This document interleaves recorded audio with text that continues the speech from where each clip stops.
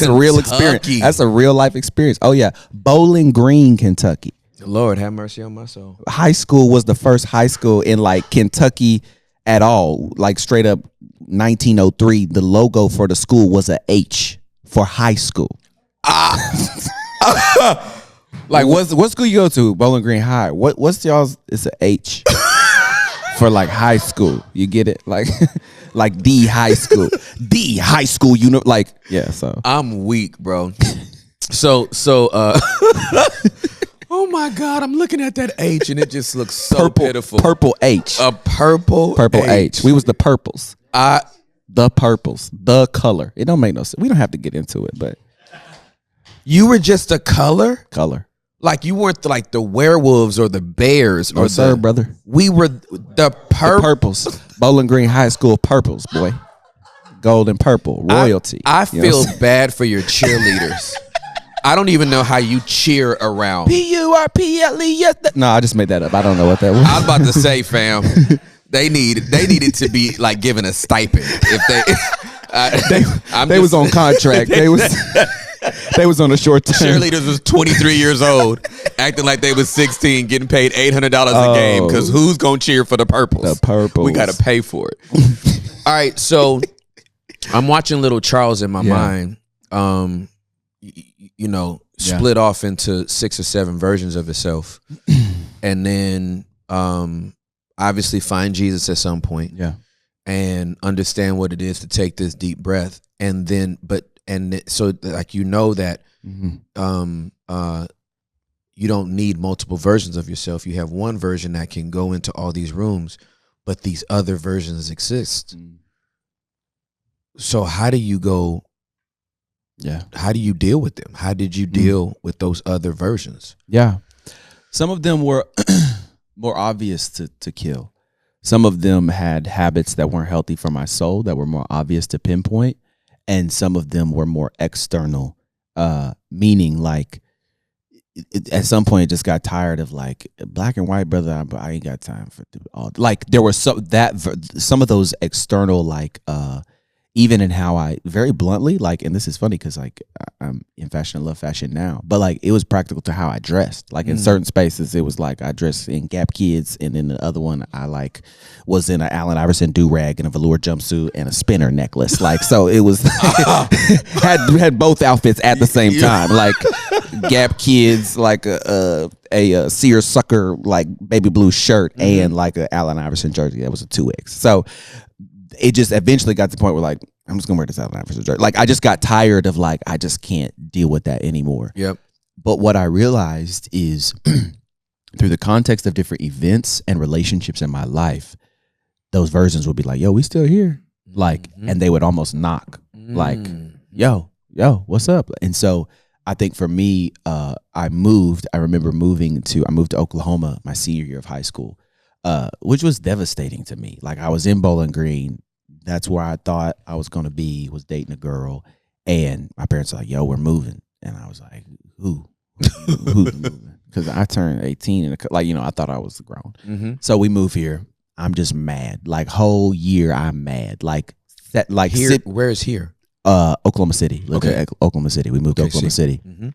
And like just on some like, I don't want to talk to nobody. I don't want to be here. And everybody gonna know I don't want to be here. So at lunch, I walk in, sit by myself. Somebody comes sit down next to me, try to make friends. I get up and walk off, go sit at another table by myself. Like just like literally just trifling. Like just like has no tools to deal with the disappointment. So it's just like I'm just gonna be a jerk. That's how I deal with it. You know what I'm saying? You gonna know I don't like you. Like just dumb. Like got nominated for best dress and was like, I don't want that stupid award. Like just so it went and actually wanted it. Like deep down inside, cared very deeply, but you wasn't gonna know that. Right. But so I remember the first version was I got really involved. So we moved here for my dad to be a pastor at a church. We get involved. I just am going to the church, and a friend starts leading a small group at the church. And he's like, yo, you should lead a small group. And it was a group of 6th grade boys that was like, oh my gosh, it was insane. Which it's funny, pastoring grown men and 6th grade boys is actually pretty similar, but they're the same. They just got more money. But that's true. It's very true. But I remember learning they started asking questions that was like, you still think some of that stuff. Like there's a version of you that doesn't know how to deal with your lust.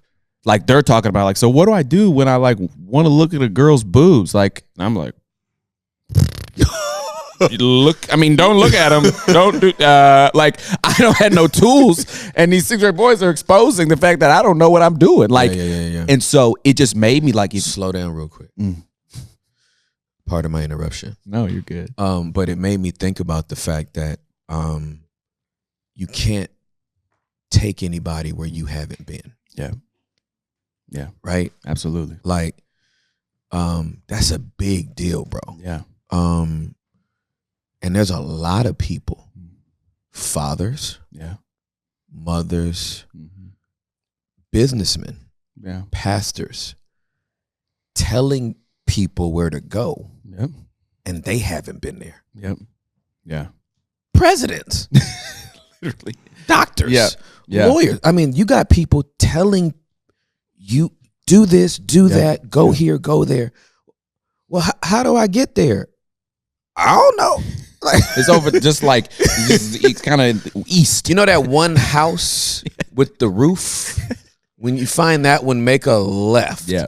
Yep. Dude, that's sobering. No. And that was the small group was just platitudes and scriptures and God will be your strength and like just these random things that were, but no deep connection in my soul for how to do. So it started making me either you gonna keep being fake and bound, or you gonna just start opening up. And I remember there were friends and people that were leading groups that I started being like, yo, what do I do with this? Like, I don't know how to. And what happened, and this is the joint part of accepting that version of me that knew what I was called to, is the group started growing like crazy. So one semester, we ended up having to split the group. When it got to like 20 or 30, you had to split it because it just wasn't intimate in what they were trying to build. And we got split 5 or 6 times. Like grew 30 split, grew 30 split, grew 30. And I don't know nothing. I don't know what I'm doing. I'm 19, just like invite your friends, like blah, blah, blah. Like, and a leader comes up to me and he's like, we're at this like youth camp thing. And he's like, you got a group? And I was like, oh yeah, we split it. Like, it's had to. I was more so sad. Like I was trying to low-key have a little. I didn't know it, but it's like that would be like a miniature youth ministry. Like you got 5 times 30, you got like a sturdy group of kids. Yeah. And he's like, yo, let's go to lunch. And so I'm in the middle of all these struggles that I don't know how to deal with, but also your gift makes room for you, and your anointing is there, and so there's stuff happening. Meaning, like there's this gift that's on the inside of me that is producing fruit externally, yet I'm still dying on the inside. And so it puts me in positions that internally my soul can't handle, but externally my gifting can execute. And so I become a youth pastor, associate youth pastor at 19, based off of just like, I get up at this conference thing. My dad was speaking. They're like, you should introduce your dad. I just grabbed the microphone, start going, talk for 20 minutes. Everybody's laughing, blah, blah, blah. Afterwards, they're like, do you want to interview to be an associate youth pastor? And I'm like, I guess, I don't know. Like, no, but yeah. And so, no, but I mean, yeah. Mm-hmm. And so from that moment, though, that is when I saw the crippling effects of the version of me that there was the version of me that wanted to walk in integrity, but was scared to be honest, that I was deep in pornography, that I was wildly insecure, and at the same time knew God's hand was on my life, knew that I wasn't like these other people around me, but didn't have tools to deal with it. So I'm trying to grow a youth ministry and looking at porn the night before and just don't know what to do. Like didn't feel safe enough to tell nobody. Felt like if I tell you, I'm going to lose my job, because I've seen friends tell you that they looked at porn and they're gone. Like there was no like, oh man, we're so sorry. And then the next one, they're like, God's calling me to do something new. And it's like, no, you just weren't safe. Like, and I know that. And so that season, I remember there's a moment, the guy who recruited me, it's like 2 years later, he comes to one of my nights, and it was supposed to be this big night where we had all these people come. A ton of kids showed up, and I had like no leaders because I was just all off personality. Like just like, I'm just loud. Kids thought I was cool, so they come, but ain't no leader want to help build this because I didn't know how to do it. All these kids come, and I'm crushed because the leaders weren't there. And the guy, he's like, what's going on, man? And I'm like, and I just break down. Like this is after the night's over. I'm just weeping. Like, and he's like, what is going on? And I'm just telling him, I'm like, bro, I can't do this. Like I'm looking at porn it's ripping my mind apart. My soul feels empty, but also I could read my Bible and a sermon jump out in 2 seconds, and I don't know what to do with that. Like, and that felt like the first 3/4 breath. Yeah. That was like, you got to kill him. Yeah. And the only way I killed him was just to start talking about it. Yeah, absolutely. Like, yeah. Dude, so thank you so much for the gift of your vulnerability. Like, you sharing that is, I know it's helpful. There are hundreds of thousands of men and women in the same type of situation. And I think what the church has never been honest about is that you can perform at a very high level and be struggling with massive issues. The way the church has tried to present it is like, if you do it, the Lord's going to take his hand off you. And like, he's never going to take his gifting away from you. Right? He gave you a gift to communicate. He gave you a gift of revelation. When you open his word, you're going to find a sermon. You could have turned Pornhub off 30 minutes prior, and you're going to get a sermon. You ain't going to feel good preaching it. Literally.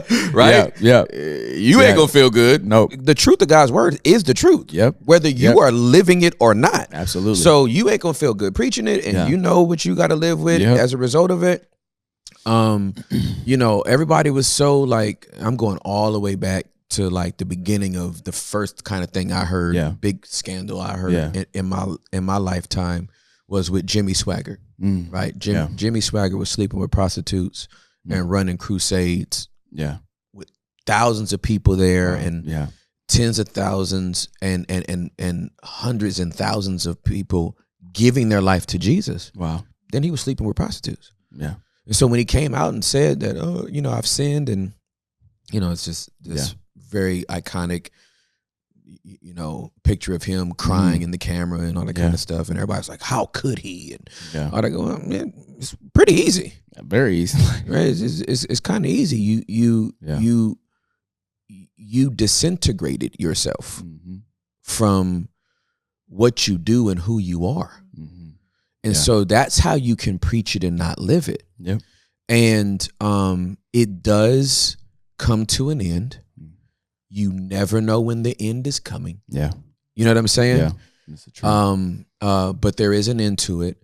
And when that end comes, you have to either own it or you have to grab a pickaxe and dig deeper. That's the truth.